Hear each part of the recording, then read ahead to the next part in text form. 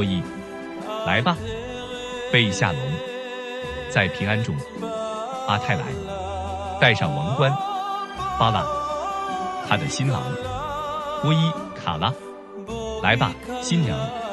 这是一首优美的希伯来婚礼歌曲，仿佛天上的天使在呼唤等待了6000年的新娘，勇敢地站出来，为将要来临的天上君王戴上荣耀的冠冕。Yu Menglong, Joseph, two both with perfect numbers. The name of Joseph means adding, and the name of Yu Menglong means very special, hazy and unclear, which should be clear, because mathematics is the most straightforward, right is right, wrong is wrong, how can it appear hazy? In fact, only Enoch understands why. 2 years later, everyone will see it. 20 years ago, Enoch knew that there was something beyond mathematical calculation, that is seal of power for ruling the seas, which is also the place where the wisdom angel will live, the origin of wisdom. Read the description of the wisdom angel in the book of Enoch, and everything will become clear. If you are still hazy, think about the simplest question again. In the animal world, if you want to escape from those eating you must abandon predictable behavior governing by mathematics from the first day, because you can calculate, but the one who eats you can calculate better than you, and the predator has more resources than you, so how can you survive? This is the wisdom needed for survival, and it is also the root of all wisdom. Do you remember when we were young, we used to count on our fingers to learn mathematics?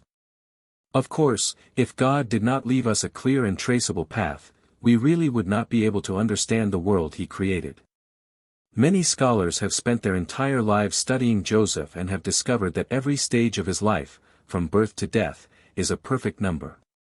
They ultimately concluded that Joseph was a mathematician who lived strictly according to numbers. But how could they have known that every of us, God's chosen ones, who came down from the heaven to this world must obey His perfect numbers, but general people just didn't understand it? Let me give you 2 examples. The first is Abraham. If you add up who gave birth to whom and how old they were, using a spreadsheet, you will know that Abraham was born in 1948 in the Jewish calendar. Is this a coincidence with the restoration of the State of Israel in 1948? If you think it is a coincidence, then you have missed many very important revelations. If you don't think it is a coincidence, then the following series of questions arise. 1. The Gregorian calendar and the AD calendar arranged by God must be correct. Otherwise, the Jewish calendar minus 3760 is AD, and this coincidence disappears. 2. Jesus must have been born in the year 1 AD, not Christmas, but the Feast of Tabernacles. Christmas is the day when the Holy Spirit conceived Mary. It is also the shortest day of the year, called Hanukkah, when light comes to the world. 3. If you want to continue exploring, if Jesus preached for 3.5 years and then ascended to heaven, then He will come again in 2033, because He said, "Go and tear down the temple of God, and I will rebuild it in 3 days." Everyone forgets that Jesus came from heaven, and 1 day in heaven is 1,000 years on earth.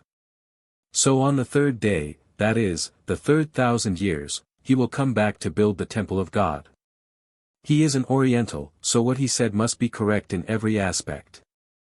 The most profound point is that we humans are the temple of God, extended from the earth to the entire universe. This is the temple of God in the broadest sense. You see, as long as you don't believe in coincidences, but believe in God's blessing, the devil's interference will disappear completely, and it will be clear. Next time someone asks you, when was Abraham born? Will you still go to Google? You can just answer, 3760 minus 1948. What if he only preached for 77-day periods? He will come again in 2031. Everyone, go to the Enoch website to check it out.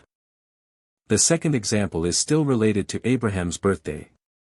The Hebrew name Adam consists of 3 letters. The first letter is the first letter of the Hebrew alphabet. The second letter is the 4th letter of the Hebrew alphabet. The last letter is the perfect water. The letter for water, MEM, is the 13th letter. But if you start counting from 10, instead of counting 11 and 12, you count 10, 20, and 30, so water is 40. According to this record, the last letter of the Hebrew alphabet is Tau, and the gematria is 400. Now you understand, the gematria of 1400 is Aleph, Tau. What does it mean? It's not the Greek New Testament phrases, I am Alpha, I am Omega. Jesus was a Hebrew, and in Hebrew, he only said, I am Aleph, I am Tau. Look at the Hebrew Torah, it's everywhere. Oh, Hebrew reads from right to left, exactly the opposite of how we read. The Jewish leap year algorithm is based on a 19-year cycle, with 7 leap years inserted into each 19-year cycle. These 7 leap years occur in the 3rd, 6th, 8th, 11th, 14th, 17th, and 19th years. Isn't that amazing? Okay, back to Adam's name. Why can't it be a 3-letter abbreviation, like Abraham, David, or Messiah? Of course, the letter for water changed from the flawed to the perfect, the final form of water. Isn't that perfect? If their birth years were all placed right in the perfect middle, wouldn't that be even more perfect?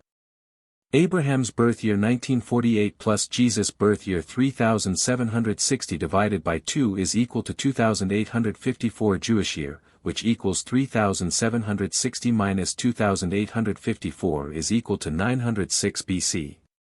Jesus was born in 1 AD, while Abraham's birth year 3760 to 1948 BC equals 1812 BC. The center point between them equals open parenthesis 1812 plus 1 close parenthesis divided by 2 is equal to 906.5 BC. How could there be a 6-month discrepancy? What went wrong? I leave this for you to ponder. For God is far superior to mathematicians, how could he be wrong?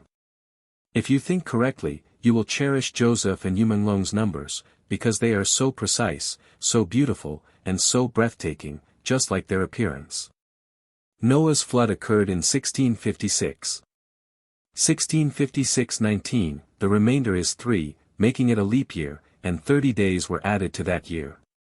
Therefore, Noah was in the ark for 370 plus 30 is equal to 400 days, corresponding to 40 years of trial, the number of water, 40, and 4,000 years of constant training and 40 days of fasting and prayer. Now you know, they sealed his body 4 levels underground. Because that is the number of days of our suffering. Joseph was born in the Jewish year 2199, just shy of 2200. If 2200 is equal to 2 times 11 by 10, 10 represents perfection, 11 represents 11 brothers, and 2 refers to Adam's family, the second child, also colored red. 2200 is just right, and 2199 divided by 19 leaves a remainder of 14, a leap year. Joseph lived to be 110 years old. The year he died was 2309, with a remainder of 10, so the following year was a leap year with a remainder of 11, a year that was just short of his death. In that life, Joseph survived the lows and ultimately died at the height of his glory. Remember, born in a leap year, a year with double month, died just short by 1 to a leap year. Again, the Jewish leap year is calculated as follows: when divided by 19, the remainder is 0, 3, 6, 8, 11, 14, or 17, which is a leap year. A leap year is added to a month, or 30 days. Joseph means add, so he ultimately received a double blessing in that life. Yu Menglong was born on June 15, 1988, in the Jewish year 5748, which runs from September 28, 1987, to September 16, 1988. The remainder of 5748 divided by 19 is 10, 1 year short to a leap year. This is the reverse of the situation of Joseph, as he was born in a year that was short by 1. A leap year refers to a double month, meaning a double portion. Joseph received a double portion in his previous life, but he missed it by a year in this life. 5748 is 576 times 8, and the following year, 5749, is a leap year. 5749-19 has a remainder of 11, and 5749 is 57 by 7. 3 sevens and 1 5 are good numbers, he just missed it by a bit. Yu Menglong died in 5785, which begins on September 15, 2024, and ends on September 20, 2025. The next year was 5786. He was born in 57/6/8, 1 year shy of 577/7. He died in 5785, 1 year shy of 5786, at the age of 37. 3 sevens, that is 7, 7, 7. 5786 and 57/6/8 match up again, just a little off, because he died on September 11, 5785, just 9 days shy of 5786. Joseph was sold at age 17. After 13 years of suffering, he became the second king of Egypt. 22 years after being sold, he was reunited with his family at age 39. God originally granted him 11 years of suffering, but when he asked 2 important officials to help him escape, God added 2 more years because it was God who promoted him, not the officials. Although he left the lower class at age 30, it took him many years to emerge from the shadows. He tested his 10 brothers so shrewdly because he feared being hurt again. Only when he was convinced that God had changed them could he truly accept them, and that was the moment of true healing. But even after witnessing Joseph's glory, his father, old Jacob, could hardly erase the pain of the past 22 years. So much so that when he met Pharaoh of Egypt, he complained his situation with 33 words, Genesis chapter 47, verses 8 and 9 in Hebrew. As a result, God reduced his earthly age from 180 to 147, with each word of complaint reducing his lifespan by 1 year. You may not realize the significance of the number 11. 11 brothers were saved, but 1 was lost. Therefore, many of the prices Joseph paid were multiples of 11, including his lifespan, which was related to 11. The tribe of Dan is not mentioned in Revelation 7. Joseph had 2 sons, Manasseh and Joseph, also known as Ephraim. Double blessing, but only 1 ransom. Yu Menglong debuted in 2013 and endured for 11 years, from 2014 to 2025, suffering each year for 1 brother, including himself. Even if Yu Menglong died this time, he died on 9/11. His birth year was 1988. If you multiply 1988/11, you get 180 times 8, or 180 times 11 plus 8 is equal to 1988. 180 is the number of 10 times the number of life. 18 represents life, and 10 times means fulfilling life. His death year is 2025, which is 184 times 11 plus 1 is equal to 180 times 11 plus 4 times 11 plus 1. Add 4 times 11 again. You see, Joseph's entire life, and Yu Menglong's, is filled with perfect numbers. No wonder his name is adding.